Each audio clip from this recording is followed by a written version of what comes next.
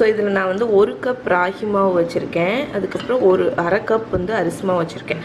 So இந்த ப்ரொப்போர்ஷனில் நீங்கள் use பண்ணிக்கோங்க. நீங்கள் வந்து வறுத்த ராகி மாவு தான் யூஸ் பண்ணணும், அப்போ தான் அந்த ஸ்மெல் வராது உங்களுக்கு. ஓகே, ஸோ இப்போ வந்து இதை நல்லா மிக்ஸ் பண்ணிடலாம். உப்பு போட்டுடலாம். உப்பு போட்டுடலாம். நான் வரேன். உப்பு போட்டு மிக்ஸ் பண்ணிடுங்க. ஸோ இங்கே நம்மளோட மாவு வந்து மிக்ஸ் பண்ணியாச்சு. யார் வந்திருக்கான்னு பாருங்க. இது யாரு? யார் இது? குட் மார்னிங் சொல்லுடா. அம்மா பாரு. Good morning. டு வை வை.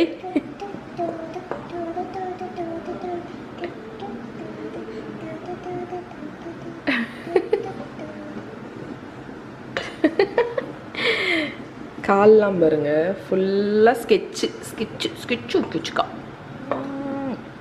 டு டூடு டூடு டூடு டூடு டூடு. எப்படி வைப்ப மகி? வை, கையை வச்சு வை.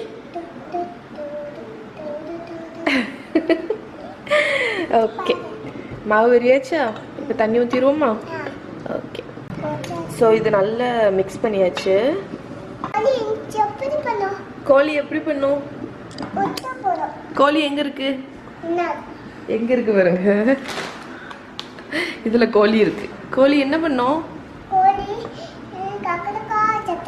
கொக்கரக்கோ சத்தம் போடுமா? நீ குவாக் குவாக் வை. கொக் கொக் கொக் கொக். கோழி கோழி முட்டை சொல்லு. ஓகே, ஸோ எப்போவுமே இடியாப்பத்துக்கு வந்து நீங்கள் வந்து கொதிக்க தண்ணி விடணும். அதுதான் வந்து சாஃப்ட், கையெடுத்துக்கோ, சூடாக இருக்கும்.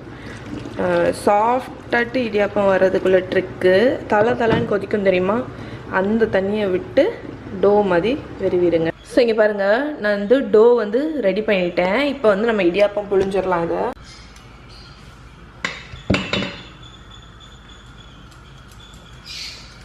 ஸோ மாவு வந்து கொஞ்சம் சாஃப்டாகவே வெறுவிக்கோங்க, அப்போ தான் வந்து இடியாப்பம் வந்து நல்லா புளியறதுக்கும் ஈஸியாக இருக்கும், சாஃப்டாகவும் வரும் உங்களுக்கு.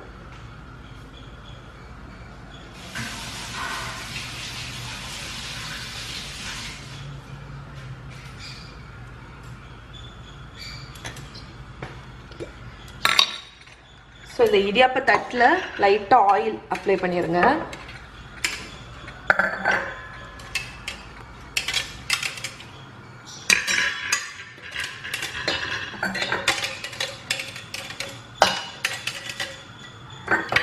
ஓகே, ஸோ நம்ம இப்போ இடியாப்பம் புழிஞ்சிடலாம்.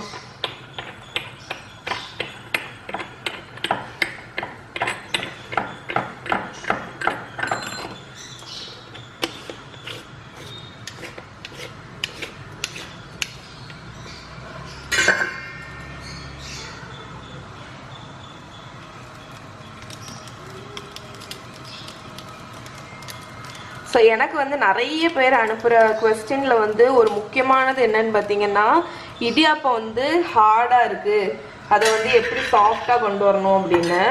ஸோ இடியாப்பம் வந்து சாஃப்டாக வர்றதும் ஹார்டாக வர்றதும் உங்களுக்கு வந்து அந்த மாவில் தான் இருக்குது. நீங்கள் வந்து சூடு கொதிக்கிற தண்ணியை வச்சு நீங்கள் வந்து வெறுவணும் மாவு, அது இம்பார்ட்டன்ட் ஸ்டெப்பு. அதுக்கப்புறம் வந்து டோ வந்து சாஃப்டாக இருக்கணும் கொஞ்சம். ஆனால் சூடு தண்ணி வச்சே நீங்கள் வெறுவனாலே போதும். சில பேர் லேஸ் சூடு தண்ணி நினைப்பீங்க, ஆனால் லேஸ் சூடு இல்லை, கொதிக்க தண்ணி விடணும். ஓகே, ஸோ அதுதான் வந்து முக்கியமான ஸ்டெப்பு. ஸோ இப்போ இந்த ராகி இடியாப்பத்தை நம்ம அடுப்பில் வச்சு வேக வச்சிடலாம். மகா என்ன பண்ணிய?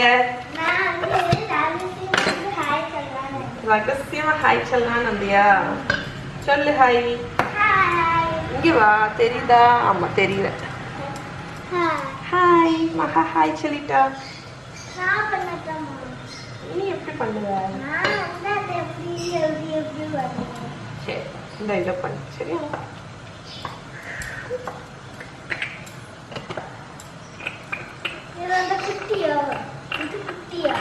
எது எதுடா பெருசு? ஓ, அங்க சராசி வீட்டில் பண்ணதா? அது வந்து சேவை, அது சேவை பொழியக்கூடியது. இது வந்து சேவைக்க பேபி இடியாப்பம். ஸோ இந்த இடத்துல கேப் இருக்குல்ல, அதனால அதில் ஒரு புளி இது வேகட்டும். அடுத்த பேட்ச் நீ புளி சரியா. ஸோ இப்போ இதை இட்லி தட்டில் வச்சு அவிச்சிட போகிறேன். என்னோட இட்லி தட்டில் வந்து இந்த இடியாப்ப தட்டும் கூட அட்டாச்மெண்ட்டாக வந்துச்சு. ஸோ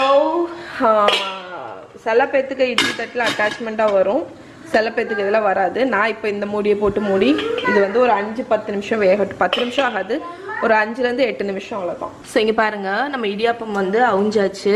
இதை வந்து இந்த ராகி பர்டிகுலர் இடியாப்பம் மட்டும் உங்களுக்கு வந்து ஹாட் ஆட்டு எடுத்து வச்சுட்டு உடனே எடுக்க முடியாது. ஏன்னா வந்து ராகி ஒரு பசத்தன்மை உண்டுல்ல, அதனால அப்படி இருக்கும். ஸோ நான் எடுத்துட்டு ஒரு 5 நிமிஷம் வெளியே வச்சுட்டு இப்போ இதுலேருந்து நம்ம எடுக்க போகிறோம். ஸோ எண்ணெய் தடவை இருக்கிறதுனால உங்களுக்கு ஈஸியாக வந்துடும். அவ்வளோ சாஃப்டாக இருக்குது. ஸோ உங்களுக்கு பார்த்தாலே தெரியும் எவ்வளோ சாஃப்டாக இருக்குது பாருங்கள், பார்த்தீங்களா. ஸோ இப்போ இதை வந்து ஒரு ஹாட் பாக்ஸில் வச்சிடலாம். இதை நீங்கள் வந்து இந்த தட்டு இல்லைன்னா இட்லி சாதா நம்ம இட்லி ஊற்றி வைப்போம்ல அந்த தட்டில் கூட வச்சுக்கலாம். எனக்கு ஆக்சுவலி அதுதான் ரொம்ப பிடிக்கும்.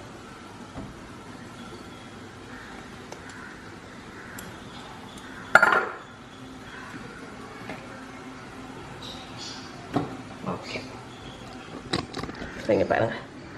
இப்போ நெக்ஸ்ட் பேட்ச் வந்து ரெடி பண்ண போகிறேன்.